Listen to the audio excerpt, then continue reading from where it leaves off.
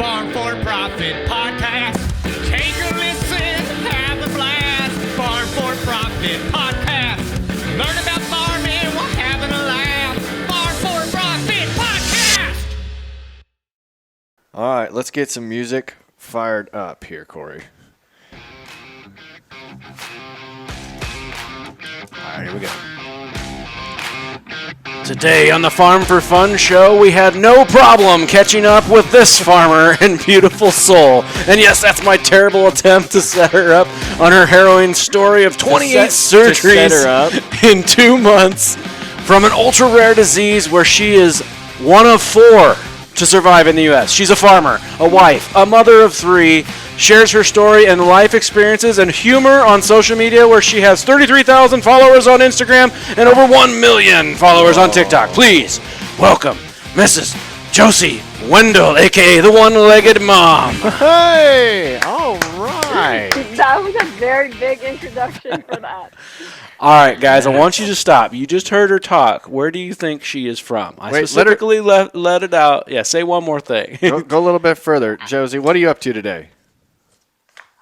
I went to work, and I picked my kid up from the field, and I came straight here. Okay, that's Now more. you need to guess where she's from. Where? What was your initial impression? What did I you thought think? South. I thought like A little southern Texas. drawl? Yeah, a little I don't know. Oklahoma? Like, We're not yeah. even close there. No, No. it's not. Was your guess Ohio? Listener. And be truthful. Because I don't know that it would have been. It doesn't, but I don't know what an Ohio accent sounds like. Maybe now I do. Nobody thinks of Ohio. Like, let's be honest. Like, Are you think of a originally state. Are you Ohio? No. Are you originally No, from we- Ohio? I am born and raised. I don't know how to follow that up. I don't. Where does it come from? Anyway, whatever. Let's get right into it. You have Blame my mom. You have one leg. That says it in your I do. in your social media name. Name. Yep. What? Yep. What happened? Flesh-eating bacteria. Flesh I would give eating you like bacteria. the 30-word name of it, but nobody would remember it. Flesh. You get that out of like swimming in a lake or what? Normally, yes. Really? But I live in Ohio, like we just guessed, and the closest lake I have to me is 30 minutes away. Wow. So the way they described it is it was the perfect storm, is that my immune system was low enough, I came in contact with it somewhere, and that's how I got it. I really have no Do you have a guess of where? Like, Well, I mean, this is a farming channel, so I don't really know if I want to say my guess because people are going to like start selling their livestock. But I do guess that it came from our calves. They had salmonella at the time. But they weren't. Did they have a flesh-eating disease or bacteria? No, they just had salmonella. They had Haemophilus. I'd blame it on like a bad neighbor that you don't like or something. Yeah. Like, yeah, you're at some party. I with them. could think a lot of people then. Yeah, right.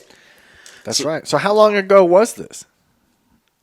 This was back in 2015, so I was 23. Wow. And Yeah. and this was something that came on quickly? Yeah. So normally when you think of a flesh-eating bacteria, it takes a few days. So like original symptoms are my leg would start getting red, hot to touch, swollen, and then get painful. I woke up with the flu at like 3 a.m, called into work, and then around 9 I felt better, and then around noon I got Charlie horses. Oh. And I don't know how they became in both my legs. I don't know if I really don't know, but I got Charlie horses in my leg, and I'm an athlete, or Yeah. I still call myself an athlete, but Right. I was an Yeah. athlete. Yep. So stretching, I mean, I did all of it. The only weird thing is these Charlie horses lasted 6 hours. Whoa. I don't even like So- one that lasts for 30 seconds. No. Yeah. So my husband did the feeding that night, and then he came in. And remind you, at this time, I did have my first child at that time. He was 10 months old.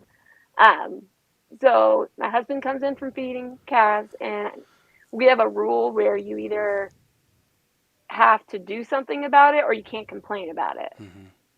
So I didn't want to go to the ER because I thought people would think I'm an idiot to go to the ER for Charlie horses. And he's like, okay, right, you can't talk about it then. You can't not talk about it after 6 hours. Right. So that's how I got to the ER. And I kind of just proceeded from there. Within a couple hours, I had a giant bruise on my left shin. And then I got care flighted out, and I had my first surgery at 2 a.m. at Ohio State.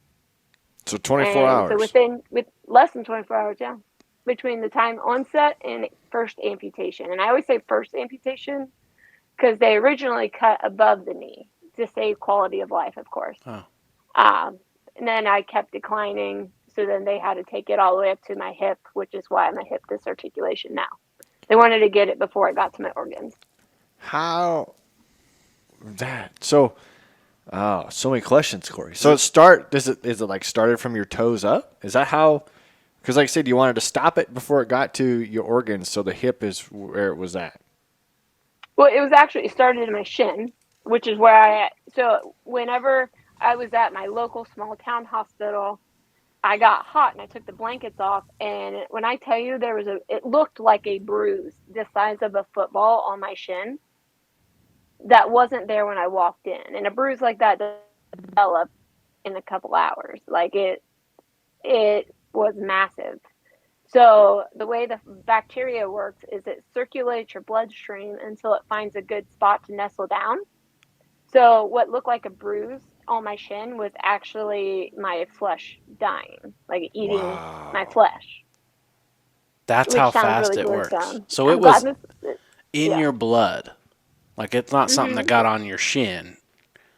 No, it circulates your bloodstream, which is why my arm looks like, I always tell kids it's a shark bite, but my arm's like pretty gnarly. So they took the top of my arm and then they cut open the whole inside of my arm to clean it out. Because I had it in my arm as well. So you're just lucky it was in your extremities and didn't just settle in your organs in the first place. Yeah, I wouldn't be here if that was the case. Is that why it's 1 of 4? Right. Is it still 1 of 4? As far as I know. Yeah. I go to see him every once in a while. The trauma surgeon that did it, he says every year I have a case that you never forget. And he said, you were the one my year. And it was published in a medical journal, and I investigate it from time to time, but the strand I had it's quite rare. I was the last one to have it. Well, when I think of like smaller hospitals and things like that, like how did they know if it's 1 of 4? How did they know what the right course of action was and didn't just say, oh, you just must have bumped your leg and it's just a bruise? Or blame it on her husband. Yeah. Right. All right. Just beating me, you know? Yeah. I'm just kidding. He's a grown man. No, they did a blood draw, and that's when like things started like moving. Like as soon as they got the results. So I'm assuming something with my white count, which tells you infection. Must have been off the charts. Off the charts. And so originally they thought it was sepsis. So they thought my organs were shutting down. So they arranged a care flight to a bigger hospital, but not as big as Ohio State. And then when I got the bruise, they canceled that care flight and then arranged a new care flight to Ohio State. Like they literally told my husband, don't even check your insurance. If you want your wife to live, that's where she needs to go. Right. Yeah. Wow. Wow. Yeah. You really can't unpack it. It's like too much. I mean, they literally saved your lives with on the toes. I mean, yeah. I wonder did they ever say like how close you were to that spreading somewhere else, or how much time you had? I had a 5% chance of survival. So when I went in, so they held me in I got care flighted to Ohio State, and my husband and my mom drove up. So obviously it's in the middle of the night, so my mom's driving like 90, like as fast as her Subaru or whatever goes. And when they get there, I'm in the ER part for surgery, and the surgeons met my husband at the door. So I couldn't consent for surgery because I was getting pain medication at the time. So I don't remember it at all. I could tell you everything about that care flight, but the second the door shut on that elevator to bring me down, nothing. Like blackout. But they said I was talking normal, just like I'm talking to you. I was polite and kind, but they waited because I had a 5% survival rate. They wanted my husband to talk to me and see me one more time before they pushed me into a 5% surgery. Wow. And it was 5% because of the amputation they were doing, or they knew what you had? They knew what I had at that point. Okay. So, and at that point, it was 0 of 3. So it was really probably less than 5%. Yeah, it's a Russian roulette if it's going to work. Wow. And so, okay, I obviously said you had a lot of surgeries in 2 months. Was the arm a thing at that point, or did that come later? My arm was 3 days after my leg. So at that point, they're like, shit, it's still in here. Mm-hmm. But I had the normal symptoms, like I explained earlier, like it started swelling, red, hot to touch. That's how they knew it was in my arm, and they hadn't gotten it all. It wasn't like in an instant like the other one. So since then, have you had any flare-ups, or has that been the last incident? Well, after this happened in 2015, and I came home at the end of, my goal was to be home before my son's first birthday. So I came home 1 week before his birthday. I made his birthday cake because every mom wants to do that for their first child. I'm sure it was absolutely terrible, but I did it, so I feel really good about it. Yep. And then I got pregnant with my second child the same year I lost my leg. What? And Wait, what? I know it sounds terrible. I know. I'm just going to leave it. You going to leave it? I'll come back. Yep. But I got pregnant with my second child. The pregnancy goes just fine. Like, Really? they were worried about balance and etc. Well, I have my daughter. And then we come home, and my in-laws were over visiting the baby because I had to have it at a larger hospital because just precautions. High which risk. Is fine. Sure. Yeah, I get it. And all of a sudden, and I mean, this is probably like TMI, but I'm sitting in my chair, and I don't know if you guys are married or have had children, Yep. but they give you We both these have two. massive pads to wear when you're after you have a baby. Yeah. And all of a sudden, I feel a big gush, and I thought, oh my gosh, I just peed my pants.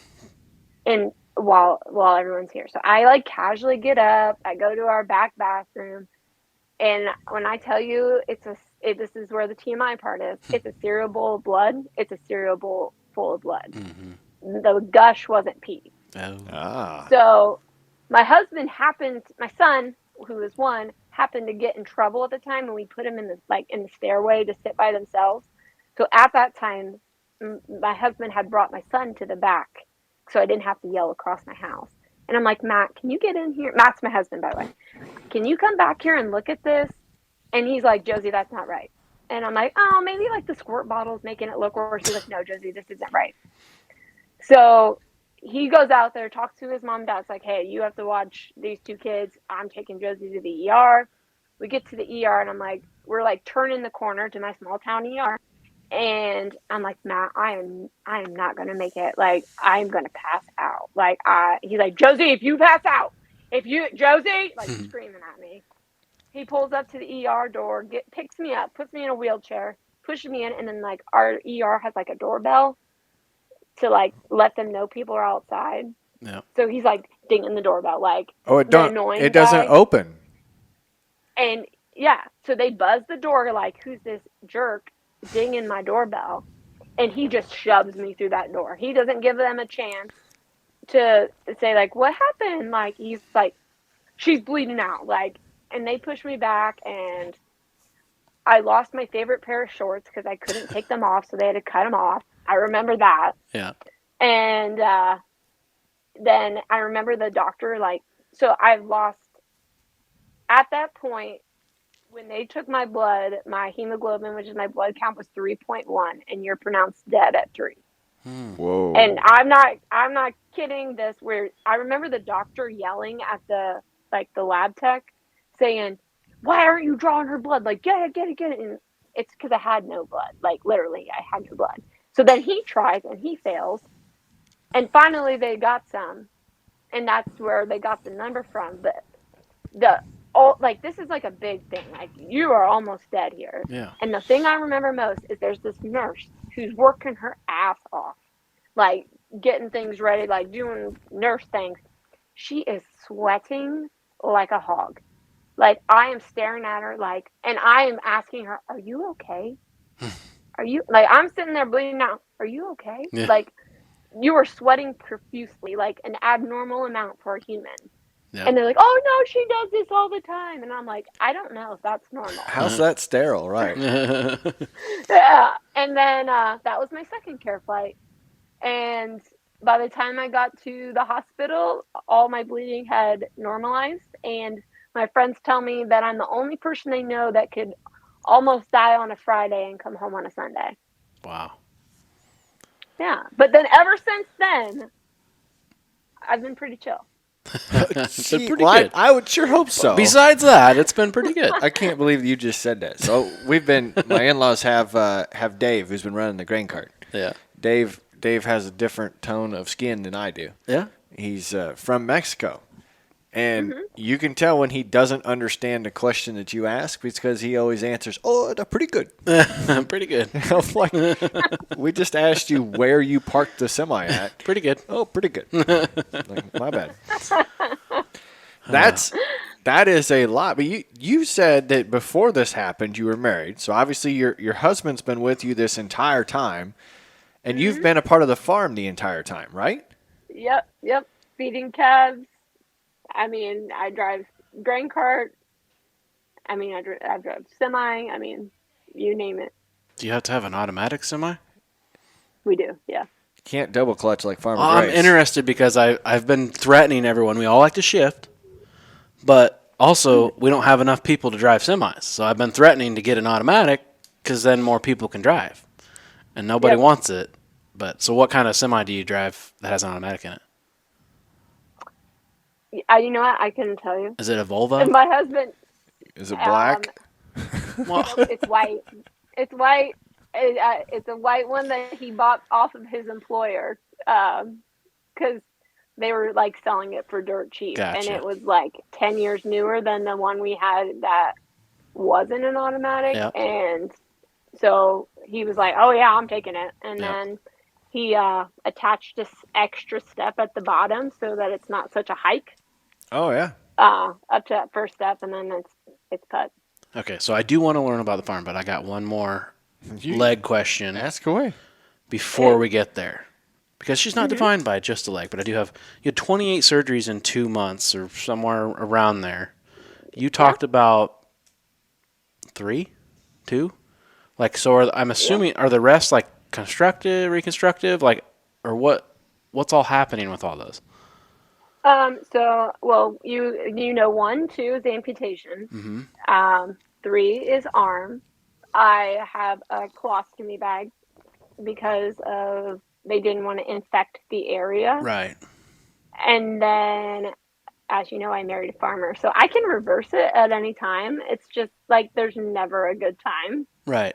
because it's just the way the world works, and they're very livable. In my head, I don't really. We have a lake house. I can go swimming. I mean, Yeah. it's very livable. So I have a colostomy. If I was wearing shorts right now, you could see all the skin grafts where they took my skin Yep. to patch over top of where they amputated from. I didn't think about that. Yeah. So a lot of it is, I would call it, I don't know if it's called cosmetic or reconstructive. I really don't know, but some of it is where my hand was bound so tight because the muscle and tendons they took out. Oh. I always called it the claw. Like, this is what my hand looked like, a literal claw. So they had to go back in and do like almost like a carpal tunnel surgery to loosen it up so that I could at least like use Wow. it. Because I was right-handed beforehand, so now I'm ambidextrous, so it works out. It could have been like that. What movie is that? The guy, like Scary Movie or whatever. It's like, oh, let me use my strong hand or whatever. Oh, I know what you're talking about. Sweet child. That just sent chills down my spine. Because I mixes the food with I was it. initially thinking of Jim Carrey and the claw when. Oh yeah, it's the claw. Yes. Let me use my strong hand. Yeah. Yeah, but I always call it the claw. But now, like, yeah, that's what I call it. Cosmetic reconstructive, whatever you want to call it. I don't really know. That's a lot of surgeries, and I know a lot of farm families don't have the best access to insurance. Were you insured at this time? Have you guys ever heard of J&M Manufacturing? They make grain carts. Yeah. Yeah. Speed tenders. That's where my husband worked at the time. They're owned Volume by insurance. Unverfirth? They are owned by Greaseps.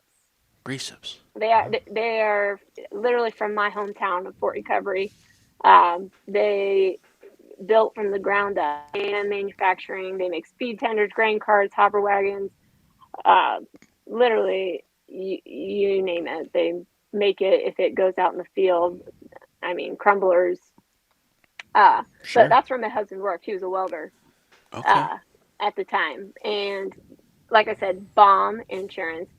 I only paid $700 to lose a leg on a $3 million bill. No shit. Holy smokes! $3 million. Yeah. Well, 28 surgeries. You Yeah. gotta think about that. Because we were flabbergasted. My daughter broke her arm playing tag and had to have a couple of pins and a rod, and we were astounded by how much that cost. How much that And cost? I'm gonna It's have to pay. amazing. I'm gonna have to pay more than $700. I think I get to pay like $2,800 or something a portion of that. I had to pay $1,800 for 4 stitches this summer on the back of my leg. Because Yeah. I'm like, oh, we'd already met all of our deductibles, so I'll just go. The clinic wasn't open. It was like 9 o'clock at night. I was like, I'll just go run up to the local hospital Right. and get it done. Yeah, you didn't meet your deductible on business. emergency services. Yeah. I also have a prosthetic. I hate using it because, like, where they cut it off, it's literally skin on bone. So it hurts like a mother lover to wear. Like, Wow. and so I know, I mean, it's a good accessory for my closet, I guess. But $30,000, paid $900. I mean, J&M Manufacturing. If you ever move to Ohio, that's where you want to work. That's a good plug for them. They make good grain carts. Yeah. I've seen them all over social media. I've never had one myself, but I know they make good stuff. But Yeah. what is your daily way of getting around, walking, mobility? I have, they're called side sticks. They are just like literally like arm crutches. That's how I get around when I'm out in public. If I'm at home, I just hop around because it's easier. Yeah. Like the number of times I yell at my kids, like, where did I put my arm sticks? They're like, oh, they're here in the living room, Mom. But, I mean, Right. It's unbelievable. But in the wintertime, it's more of a walker just for ice, Yep. snow, slick purposes. But yeah, Yeah. that's hopping, arm crutches, and walker. Yeah, if you don't follow her on social media, like, you get around very well. And what I said in the beginning is actually completely wrong because I don't think I could catch you. Like, I am very slow. I have 3 kids, so you learn. Like, that's why I have the arm sticks, because I get an extra 3 feet. You know what I mean? Yeah. So you've So had I run two. like, oh, sorry. You've had two since the amputation. I did, yes. Yep. So Maya was born the year after I lost my leg, and then Tessie was 2 years later. Wow. So Yeah. now, what's your day-to-day responsibility? Are you still active in the farm, or what do you got going on? Well, we have baby calves, so we raise them for a feed group, like a co-op here locally. So we get up at 4, and then we feed again at 4. Now, luckily, I work my day-to-day job till 5, so I only have to feed in the morning, and on the weekends, I guess. But baby calves, we raise them up to 300 pounds. So that's most of my job out on the farm year round, I would say. Harvest and planting is obviously different. And so, yeah, I work at a service writer. I'm a service writer for a local John Deere dealer. I always say I was raised red, I married blue, and I end up working at green. Yeah, you ended up where you should. Well covered. Yeah, so the girls, my son is the oldest. He's the one I had before I lost my leg. He is so proud of himself. He rented his first 5 acres. He's 9. He rented his first 5 acres with his own money, bought his own seed, own fertilizer, own everything this year. We use Pioneer seed. I don't know if that's popular out where you are, but our salesman said the big boss called him and says, "Hey, did you realize that you signed up an 8-year-old?" And he's like, "Yeah, I know." And he's like, "Does this kid know the responsibilities of buying corn and the technology?" And he's like, "Yeah, he does." So then the big boss has to fly out here and meet this kid and explain to him the responsibility of the technology of seed corn and why we don't save it and replant it, et cetera, et cetera. And Jake had to sign off his name in a signature with my husband's name underneath, saying he was explained to it and he understands responsibility of the technology. Did they really think an 8-year-old was going to clean seed and start selling it to all the freshmen in high school, or what? I'm sure they used it as a. I have no idea. I'm sure they used it as a PR moment. Because how many 8-year-olds sign up for that? He's the youngest in Pioneer history. Yeah, that's a PR moment. He felt like a boss. That's pretty cool. My son feels like the coolest kid ever, and he raises his own 5 calves at a time. He raises them up to 500 pounds, and then he sells them, and he pays for all the grain, pays for the calves. I mean, the kid's a farmer through and through, but awesome. He's also an athlete because his mom's an athlete. So he says he can't play football and he can't play baseball, but he can play basketball because he can miss a few days of hauling manure. There you go. That is a true farm kid. Yeah. So I'm a mom. I work and I help with the calves. That is primarily my job. That's what I think a lot of people would wish to have. You just do it on one leg. I mean, you do what you got to do. I'd like to say that everybody would do what they had to do to live a life and not just survive a life. Yep.